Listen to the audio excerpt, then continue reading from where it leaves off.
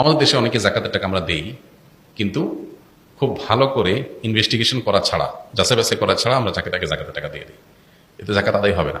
জাকাতের হকদার বা জাকাতের উপযুক্ত যিনি যিনি জাকাত খেতে পারবেন, যাকে জাকাত দেয়া যাবে, সে মানুষগুলো সম্পর্কে কোরআন কারীমে আল্লাহ তাআলা একটি আয়াতে আলোকপাত করেছেন। আল্লাহ বলেছেন, আউযু বিল্লাহি মিনাশ শাইতানির রাজীম, ইন্নামাস সাদাকাতু লিল ফুকারাই ওয়াল মাসাকিন ওয়াল আমিলিনা আলাইহা ওয়াল মুআল্লাফাতি কুলুবুহুম ওয়া ফির রিকাব ওয়াল গারিমিন ওয়া ফি সাবিলিল্লাহি ওয়া ইবনিস সাবিল। এখানে 8টা শ্রেণী মানুষের কথা বলা হয়েছে যারা জাকাতের হকদার বা যারা জাকাত পাবে। সে 8 শ্রেণীর ভিতরে প্রথম শ্রেণী হলেন যারা ফকির।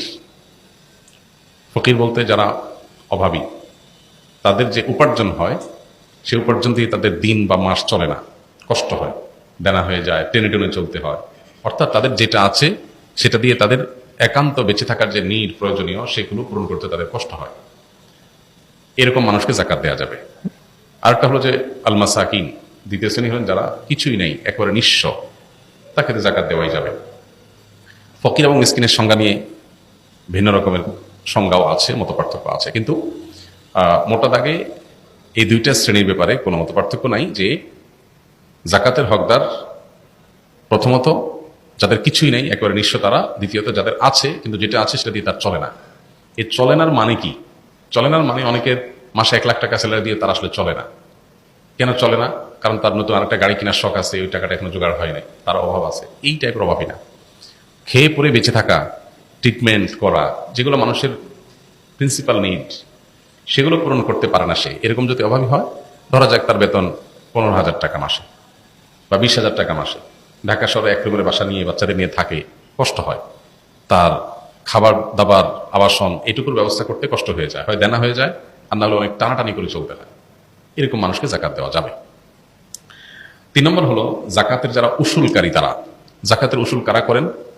রাষ্ট্রীয়ভাবে জাকাত উসুলের ব্যবস্থাপনা থাকলে যে ডিপার্টমেন্ট এটা দেখাশোনা করবে, সেই ডিপার্টমেন্টের কর্মী শ্রমিক যারা থাকবে তাদের বেতন ভাতা এই জাকাতের টাকা থেকে দেওয়া যাবে। 4 নম্বর হলো মুআল্লাফাতু কুলুবুহুম। মুআল্লাফাতু কুলুব বলা হয় সেই সব মানুষদেরকে যাদেরকে জাকাতের অর্থ দিলে তারা ইসলামের দিকে অগ্রসর হবে। ধরা যাক কেউ নতুন মুসলমান হয়েছে, তাকে জাকাতের টাকা দিলেন ইসলামের উপরে অটল অবিচল থাকার জন্য। অথবা এমন কোন জনপদ, আমাদের দেশের সেরকম পরিস্থিতি নেই, এমন কোন জনপদ যেখানে আসলে অমুসলিম কেউ যে ইসলামের দিকে ঝুঁকছে, আসছে, মনে হচ্ছে যে তাকে আমি হেল্প করলে সে ইসলামের দিকে আসতে পারে, সে অসহায়, আমি হেল্প করলাম, অথবা তার ক্ষতি থেকে বাঁচার জন্য তাকে আপনি টাকা দিলেন। অবশ্য এই খাতটা অনেক ইমামদের মধ্যে রহিত হয়ে গেছে।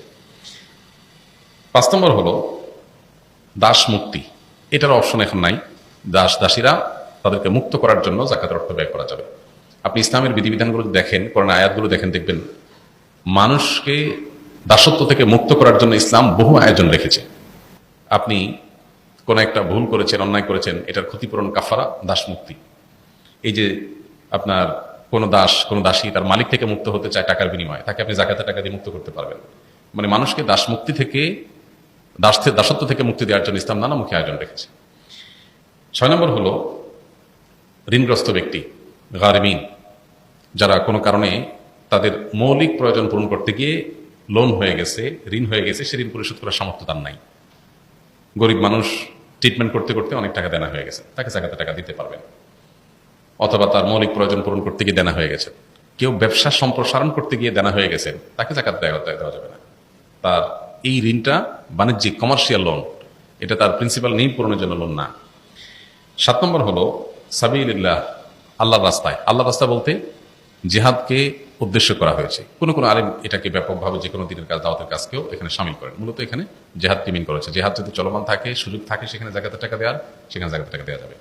সর্বশেষ খাত হলো ইবনুস সাবিল বা পথিক, মুসাফির, যিনি সফরে আছেন কিন্তু তার সফরে কোনো প্রয়োজন হয়েছে, তখন তিনি তার মূল জায়গাতে অনেক টাকা পয়সা আছে, তিনি জাকাতের হকদার না, সচ্ছল মানুষ, কিন্তু এই মুহূর্তে তিনি ট্রাভেলে আছেন, এদিকে তার নিড হয়েছে, তো যতটুকু নিড আছে ততটুকু তিনি জাকাতের টাকা থেকে নিতে পারবেন, যদি তার সাথে টাকা পয়সা না থাকে। এখন আজকালকার যুগে আমরা যারা ট্রাভেলে থাকি, আমাদের সবার সাথে visa card, master card, ATM card থাকে, আমরা দিলেই টাকা বাইর হয়।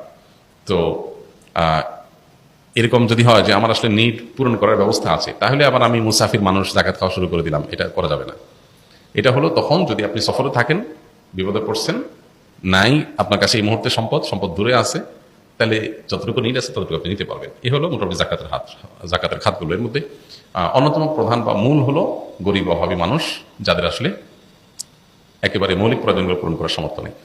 আমাদের দেশে অনেকে জাকাতের টাকা আমরা দেই, কিন্তু খুব ভালো করে ইনভেস্টিগেশন করা ছাড়া, যাচাই বাছাই করা ছাড়া আমরা যাকে তাকে জাকাতের টাকা দিয়ে দিই। এতে জাকাত আদায় হবে না। আপনি এমন কোনো মানুষকে জাকাতের টাকা দিলেন, তার আসলে ৮০-৮৫ হাজার টাকা বা ১ লাখ টাকা তার ব্যাংক ব্যালেন্স আছে, লোন মুক্ত, কোনো লোন নাই, বা লোন যেগুলো আছে সেগুলো বাদে লাখখানিক টাকার মতো টিকে, বা ৮৫,০০০ থেকে লাখের রেঞ্জের মধ্যে, মানে যেটা দিয়ে 52.৫ তলা রূপা কেনা যায়, এরকম টাকা আছে। তাকে আপনি জাকাতের টাকা দিতে পারবেন না। সে ইটসেলফ জাকাত দিবে, বরং জাকাত দেওয়ার জন্য তিনি বরং উপযুক্ত। তো তিনি জাকাত দিবেন, তিনি জাকাত খেতে পারবেন না। আবার অনেকে আছেন যে তার যা আর্ন হয় সে আর্ন দিয়ে তার মাসটা ভালোভাবে চলে যায়। হ্যাঁ, অনেক কিছু করা দরকার, সেটা করতে পারতেছে না, অনেক শখ আছে, স্বপ্ন আছে, একটু ওয়াইফকে নিয়ে একটু বিদেশে ট্রাভেল করতে যাবেন, এটা একটা নিড কারণ থাকতে পারে। এটার জন্য আপনি জাকাতের টাকা দিতে পারবেন না। কারণ হয়তো সবই ঠিকঠাক মতো চলতেছে, কোনো অসুবিধা নেই, ছেলেটা বিদেশে পড়ালেখা করতে যাবে উচ্চশিক্ষার জন্য, এটা কোনো প্রিন্সিপাল নিডের মধ্যে পড়ে না, আপনি এর জন্য জাকাতের টাকা দিতে পারবেন না। তো খুঁজে খুঁজে প্রকৃত হকদারদেরকে জাকাতের টাকা দিতে হবে। অনেক গরিব মানুষ আছে যাদেরকে আমরা বাহ্যিক দৃষ্টিকোণ থেকে গরিব মনে করি, আসলে তারা গরিব না। যেমন ঢাকা শহরে বহু ভিখারি আছে, এদেরকে যারা ভিক্ষা দেয় ওদের চাইতে ওই ফকির বেশি বড়। আছে না এরকম, যে ভিক্ষা যে দিচ্ছে সে বড় অভাবী ওই গরিব ফকিরের চাইতে, কারণ ফকিরের হয়তো ঢাকায় 1-2টা ফ্ল্যাটও আছে, আর যে দিচ্ছে বেচারা হয়তো 10,000 টাকা বেতন। তো এই জন্য আজকালকার যুগে এগুলো খুব জটিল। আমরা আসলে ফাউন্ডেশন থেকে সেজন্য জাকাত বন্টনের ক্ষেত্রে প্রত্যেক হকদারকে একটা ফরমের মাধ্যমে তার সমস্ত ইনফরমেশনগুলো আমরা নিই, তার স্থাবর অস্থাবর সম্পদ, উপার্জন, খরচ সব। এরপরে প্রত্যেকটা কেস এই ফরমের তথ্যগুলো আবার একজন করে ফিল্ড ভিজিটর যে একটা একটা করে তথ্য মিলান। ইভেন সেখানে জিজ্ঞেস করা হয় তার বাসায় ফ্রিজ আছে কিনা, এসি আছে কিনা, টেলিভিশন আছে কিনা, কি আছে না আছে সব অ্যাসেসমেন্ট করা হয়। এই কাগজে অ্যাসেসমেন্ট যেটা, সেটাকে আবার ফিল্ডে একজন মানুষকে কোথায় যাবে কেউ জানে না, র্যান্ডমলি কাউকে পাঠানো হয়, সে যে সব তথ্যগুলো একটা একটা করে ভেরিফাই করে তারপর আমরা জাকাতের টাকা খরচ করি। তো ব্যক্তিগত পর্যায়ে যারা জাকাত দিবেন একটু জেনে শুনে যাচাই বাছাই করে তাদেরকে দিতে হবে।